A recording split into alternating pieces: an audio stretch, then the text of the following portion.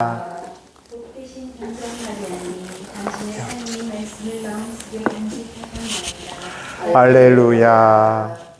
주님께서 여러분과 함께 루카가 전한 거룩한 복음입니다. 그때 목자들은 서로 말하였다. 베들레헴으로 가서 주님께서 우리에게 알려주신 일, 그곳에서 일어난 일을 봅시다. 그리고 서둘러 가서 마리아와 요셉과 구유에 누운 아기를 찾아내었다. 목자들은 아기를 보고 나서 그 아기에 관하여 들은 말을 알려주었다. 그것을 들은 이들은 모두 목자들이 자기들에게 전한 말에 놀라워하였다. 그러나 마리아는 이 모든 일을 마음속에 간직하고 곰곰이 되새겼다. 주님의 말씀입니다.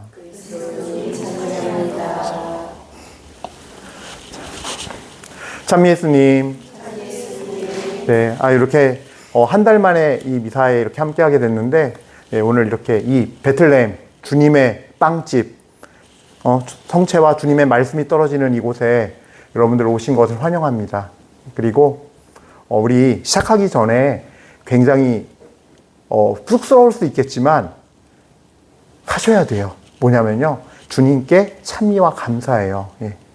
그래서 우리 거룩하신 주님께, 아름다우신 주님께 제가 뭐 어려운 거 요구하지 않을 거예요. 그래서 이렇게 박수로, 큰 박수로 주님을 맞이하고 환영합시다. 주님께 찬미드립니다.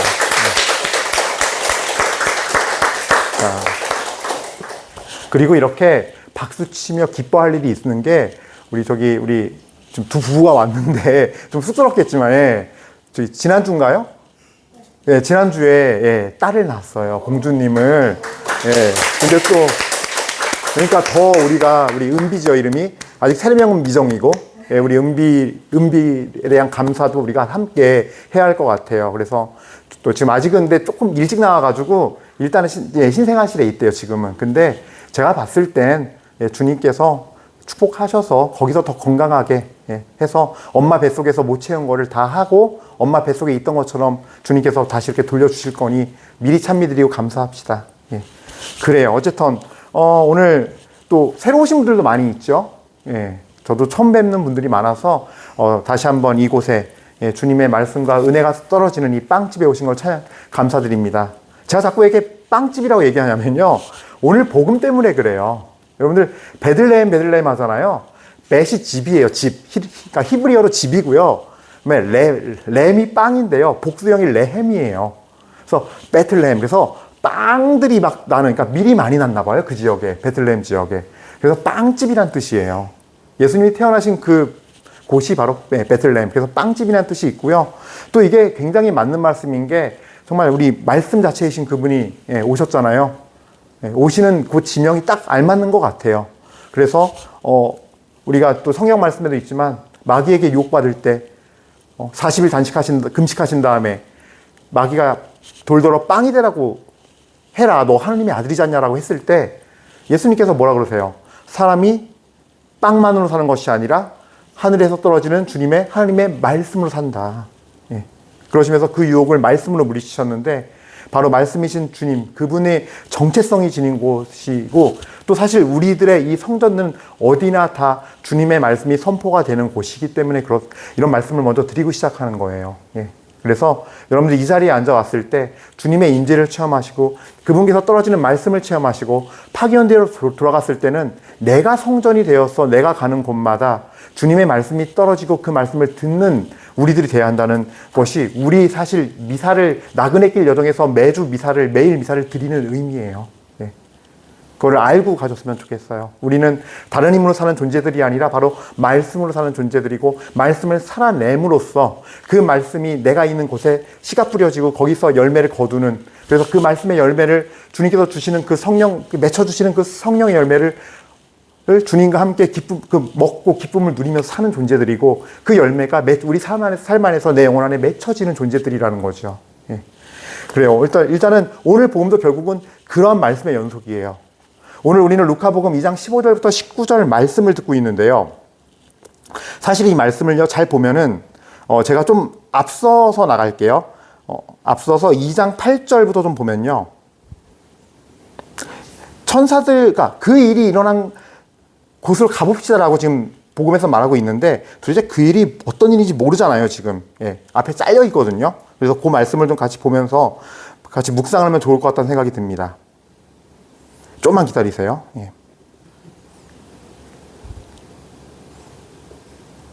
루카복음 2장 8절부터인데요.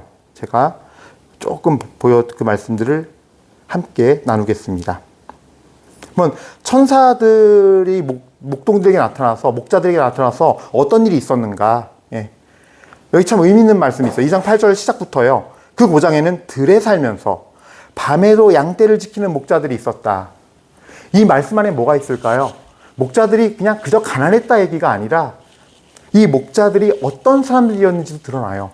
들에 살면서 밤에 그 양들을 지킨다는 얘기는요. 예, 그 양들을 맹수로부터 야간이 더 무섭죠, 사실은.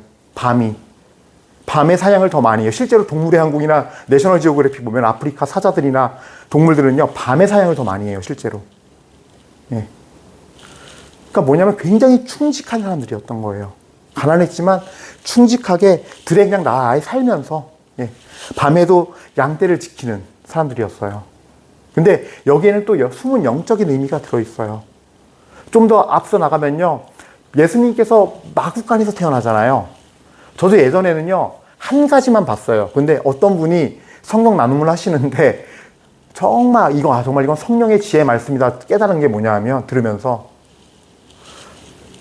우리가 한 가지 면만 봐요. 그 베틀레헴 마구간에서 태어났다니까, 이거 어떻게 저런 곳에 태어나셨나, 그죠?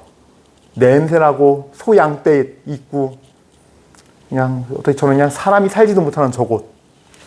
근데 영적으로 거꾸로 보잖아요. 예수님이 왕궁에서 태어났다고 쳐봐요. 예루살렘 왕궁은 고사하고도요, 우리 조선시대 왕궁 어땠어요? 왕궁은 어땠어요? 거기서 궁녀가 죽어나가도 왜 죽어나가는지 모르고, 그렇죠? 그 안에서 온갖 더러운 일들이 다 벌어져요. 영적으로는. 왕을 음모해서 죽이기 위해서 살인, 권력을 탐하고, 아니면 그 권력에 빌붙고, 죽이고, 시기하고, 당파를 나누고, 질투하고, 미워하고, 또 예쁜 궁녀를 있으면은 음란을 저지르고. 그러니까 겉만 화려하지 영적으로는 아주 더러운 곳이에요. 죄가 겹겹이 쌓여 있고 쾌락과 향락이 있는. 비록 마구간은 냄새나고 더럽지만 어때요? 거기엔 하나님이 창조하신 그 모습 그대로의 양과 소와 염소와, 예, 베틀레헴 여관에서는 술 먹고 흥청망청했겠지만, 빈방이 없어서 할 수 없이 쫓겨나서 마구간에 온 거지만, 영적으로 봤을 땐 하나님은 분리하신 거예요. 어떤 곳으로? 죄가 없는 곳으로, 가장 깨끗한 곳으로. 그래서 우리 영혼도 결국은요, 가장 깨끗한 자리가 어디냐면요, 내가 하나님 앞에 부서지고 낮춰져서 내가 봤을 땐 가장 냄새나고 꼴배기 싫고 하는 그 자리. 예. 하지만 가장 낮추이고 낮아지고 깨지고 해서 주님 앞에 완전히 정말 다 드러나서 있는 가장 낮은 자리가 사실 우리 영혼도 어찌 보면 가장 깨끗한 자리라는 거죠. 예. 어쨌든 다시 목자들로 다시 돌아갈게요, 얘기를. 이 목자들은 결국 뭐예요? 세상과 구분돼서 그 들판에서 양들과 살면서 영적으로 봤을 때는 깨끗한 사람인 거예요. 하느님의 탄생을, 구세주의 탄생을 그날 그 시간에 전달받는 사람들은 특징이요, 죄로부터 멀어져서 깨끗한 이들인 거예요. 첫 번째 부류가. 그 다음에 어떤 사람들이 왔습니까? 예수님의 태어나신 마구간에 동방박사 세 사람. 예. 그들은 맞아요, 학식도 있고 똑똑하고 능력도 있고 부자들이었고, 전승에 의하면 어떤 동방의 세 나라의 왕이래요, 심지어. 하지만 왕관을 내려놓고, 진짜 왕이 왔으니 왕관을 내려놓고 그분을 경배하러 가야 한다며 낙타를 타고 그분께 드릴 가장 값진 선물만을 준비해서 자기의 왕궁, 집과 고향과 모든 걸 다, 자기의 모든 지위와 권력과 힘과 부를 다 놓고 예수님을 찾아간 사람들, 예수님께 자기를 바치러 간 사람들. 두 번째 뭐예요? 결국은 이들도 다른 의미로 결국 결론은 똑같아요. 자신을 깨끗하게 비운 자들이에요. 온전히 봉헌하고 비운 자들. 결국 예수님의 그 세상을 구원할 왕의 탄생을 알고 부르심 받았던 사람들은 다 자신을 버리고 깨끗해진 이들이에요. 놀랍게도. 그러니까 우리는 이 목자들을 볼 때, 오늘 복음의 목자들을 볼 때 되게 단순하게 볼 수도 있고 그냥 넘어갈 수 있는 게 있어요. 그냥 저렇게 천사들이 나타나서 막 저렇게 웅장하게 막 하고 막 천상에서 막 천사들이 노래를 하고 막 하늘 높은 곳에 하나님께 영광 하면은 누가 안 가겠습니까, 신부님? 이라고 얘기할 수 있을지 모르지만 우리 영혼이 깨끗하지 않으면 사실은 안 갈 수도 있어요. 안 가게 돼요. 희한하게. 왠 줄 알아요? 여기서 제가 그냥 상황을 하나 가정해 볼까요? 이럴 수도 있어요. 이 목자들이 여러 명이에요. 한두 명이 아닐 거예요. 이 목자들이 모여서 그래도 한 명은 지켜야지. 이 양들 늑대가 물어가면 어떡해? 라고 하면서 제비를 뽑거나 하지 않았어요. 성경에 그런 기록이 없이 우리 다 같이 보러 갑시다 해요. 잘 보세요. 이 목자들 가운데 어느 누구도 양을 아까워하지 않았어요. 이 순간만큼은. 우리는 그냥 하느님이 나타나서 그 정도 저한테 해주시면, 그렇게 말씀해 주시면 저도 그렇게 따를 수 있어요 라고 말하지만 가파르나움을 꾸짖었듯이, 코라지를 꾸짖었듯이 그 많은 기적을 보여줘도 마음이 깨끗하지 않으면, 주님 앞에 낮아지고 들을 준비가 안 돼 있으면, 듣고 살고자 하지 않는다면, 그 말씀이 생명임을 알고서, 생명의 빵임을 알고서 받아 먹으려고 입을 벌리지 않고 살아간다면 우리도 똑같아요. 그렇게 하셨는지 눈치도 못 채요. 하늘에 나타나서 그렇게 천사들이 노래했지만 영안에서는 그날도 흥청망청, 예수님은 바로 옆에 마구간에 태어나셨는데 흥청망청 먹고 놀고 술 취하고 있었어요. 자기들의 삶을 살았고 자기 얘기하기 바빴고 자기 삶에 몰두하기 바빴어요. 내일은 어떡할까 바빴어요. 분명히 하늘에서 천사들은 노래하고 있었는데, 그러므로 우리는 목자들과 같은 마음을 달라고 오늘 은혜를 청해야 돼요. 지금 예수님의 말씀이 그냥 성령의 불이 은혜의 씨가, 말씀의 씨가 떨어지고 있는데 내 마음에 다 뿌려지게 해주시고, 주님 이거 새들이 와서 먹지 않게 해주십시오. 제 영혼을 눈뜨게 해주십시오. 라고 오늘 이 시간에 우리 모두 간절한 마음으로 청하고 부르짖었으면 좋겠어요. 저는 이제 이 미사를 드릴 때 딱 하나예요. 우리 모두가 다 주 예수 그리스도의 주님의 임재를 체험했으면 좋겠어요. 주님, 저 사제가 이 밀떡을 손을 들어서 이렇게 올릴 때 저게 살이 돼서 피가 뚝뚝 떨어지게 해주세요. 그런 청을 드리지 말고 오늘 이 말씀이 나가는 속에서 내 마음밭에 씨가 뿌려져서 그것을 싹 틔우고 살아가는 우리가 되기를 바라요. 그러면은 우리의 삶 속에서 예수님은 정말로 살과 피가 되어서 우리와 함께 정말 십자가의 그 여정 안에서 같이 피를 흘리시고 땀을 흘리실 거예요. 그런 우리들이 되는 그것이 저는 이제 유일한 이 미사의 소원이에요. 아지트 원래 미사를 하면서 처음엔 그랬어요. 어떤 걸 해야 되지? 이걸 처음 시작할 때 무슨 얘기를 전해야 되지? 이런 고민이 되게 많았어요. 하지만 시간이 흐를수록 명확해져요. 예수님이면 됐지. 여기 예수님이 계시면 되는 거지. 그분이 드러나면 되는 거지. 예수님께서 저는 이제 사람들이 막 몰려들 때 무슨 말씀했을까 걱정 안 했을 거를 이제는 알겠어요. 예수님은 걱정이 없으셨겠구나. 내가 무슨 말을 해야 되지? 준비를 할 필요도 없구나. 왜냐면 해야 할 말이 너무 많은 거예요. 야, 하느님 여기 이렇게 살아계셔. 봐봐. 너희를 농부가 실 뿌리러 갔어. 하면서 얘기 그냥 줄줄이 나오는 거예요, 그냥. 야, 저기 보이는 저 겨자씨 봐봐. 저거 요만하잖아. 근데 뿌려서 크면은 그 어느 나무보다 더 커져. 그래서 새들이 와서 앉고 거기 사람이 와서 그늘에서 쉬어.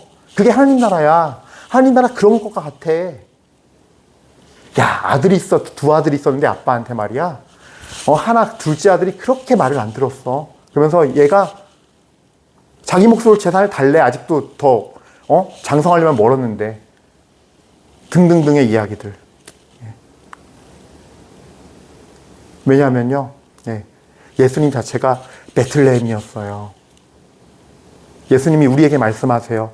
너희도 너의 집에 가서, 너의 직장에 가서, 너의 삶의 자리에서 베틀레헴이 되라고. 끊임없이 말씀의 땅을 풍성하게 내라고. 그러기 위해서 오늘 우리 목자들이 됩시다. 이 목자의 마음을 본받읍시다. 양들이 있어도 그 밤에 다 버리고 갈 수 있는 거. 정말 주님이 계신 곳이라면 그곳으로 갈 수 있는 거. 그리고 우리 안에서 다른 눈을 가지고, 베틀레헴은 더럽고 가난하고 누추한 곳이 아니라 하나님 보시기에 영적으로는 가장 보석으로 찬란한 아름다운 곳이었구나. 그거는 우리의 눈이, 영적인 눈이 변화가 되고 우리의 귀가 듣는 귀, 낮은 귀가 돼야 되고 주님께 갈 준비가 돼야 돼요. 그렇게. 그래서 결론적으로는 그래요. 결국은 이 사건의 가장 큰 은혜를 누리면서 모든 걸 확인한 사람은 둘이에요. 요셉 성인과 마리아 성모님이에요. 그 두 분은 얼마나 들들 복잡했습니까? 성모님은 이 당시에 관습은요, 1년 동안 약혼을 하고서 그때 정결을 지켜야 되는 시간이었어요. 둘이서. 근데 가브리엘 천사 하나님은 참 얄궂게도 인간적으로는 도저히 그렇게 해서 안 되는 시간에 찾아오신 거예요. 와서는 가브리엘 천사를 통해서 성모님에게 성령으로 말미암아 아들을 낳을 터이니 그 이름을 예수라 하여라. 그 요셉 성인은 그 소식을 듣고 얼마나 큰 충격과 얼마나 큰 시달림이 있었겠어요. 영적으로. 그 갈등과 그 의심과 진짜 옆에서 마귀가 엄청 속삭였을 거예요. 옆에서 대놓고. 야, 율법대로 해, 그냥. 말이 돼, 무슨 성령이야, 성령은. 말이 돼? 세상에? 어떻게 남자를 거치지 않고 아이가 나와? 엄청난 공격을 받았을 거예요. 근데 그 모든 것이 이 아이가 하나님의 말씀이요, 이 아이가 구세주요, 이 아이가 예수 구원의 이름, 모든 일을 세상을 구원할 그 다윗의 그 혈통을 이어받은 그 임금이심을 이 목자들을 통해서, 동방박사를 통해서 보면서 일치되는 그 말씀들 들으면서 이분이 우리를 구원하실 메시아라고 들었습니다. 동방박사들이 와서 경배하면서 이분이 우리의 왕이십니다. 그래서 하나님께서는 우리 모두를 사실은 평화의 끈을 다 묶으셔서 성령의 일치로 우리를 보존해 주시는 분이십니다. 하나님께서는. 그래서 우리가 이 목자의 마음으로 따라가도 안 되는 것이 있고, 말씀을 따라가도 넘어지는 것이 있고, 실패하는 게 있어요. 안 되는 게, 그러니까 말씀대로 했는데 왜 안 되죠, 전 주님? 말씀대로 하면 근데 괜찮아요. 말씀을 믿고 가면 괜찮아요. 실패하더라도. 우리는 근데 너무 두려워하죠. 이렇게 하면 이거 성공하는데, 나 이 방법 아는데. 많거든요, 그런 게 우리 안에 사실은. 때론 말씀이 걸림돌이 돼요. 근데 한 가지 분명해요. 내 자아가 가고 싶은 길이 있으면은 예수님은 걸림돌로 나타나고, 내 자아가 비어져 있으면 예수님은요 모퉁이 돌이 되어서 여기가 기초야, 시작이야, 이렇게 가 하고 그 좁은 길의 안내판이 되어줘요. 그래서 우리 모두 이 임사 봉헌하면서 이 성모님과 요셉 성인은 결국 그 끝을 봤어요. 아기가 태어났을 때 목자들을 통해서, 동방박사를 통해서 다시금 자기들이 천사의 꿈에서 만난, 그리고 가브리엘 천사를 만난 성모님, 그 모든 이야기의 시작이 진리였음을, 그리고 내가 만난 이 예수님이 진짜였음을 알게 되었는데, 우리도 우리 삶에서 그 말씀을 뿌리고 살아가면서 분명히 주님께서는 그렇게 보여주실 거예요. 맞아, 네가 여기 내 말씀 따르고 온 네가 맞아, 여기야, 그래, 이 길이야 하면서 보여주실 터이니 믿음을 갖고 흔들림 없이 주님 앞에 나갈 수 있는 우리들이 되도록 오늘 이 시간 은혜를 청합시다. 잠시 묵상하시겠습니다.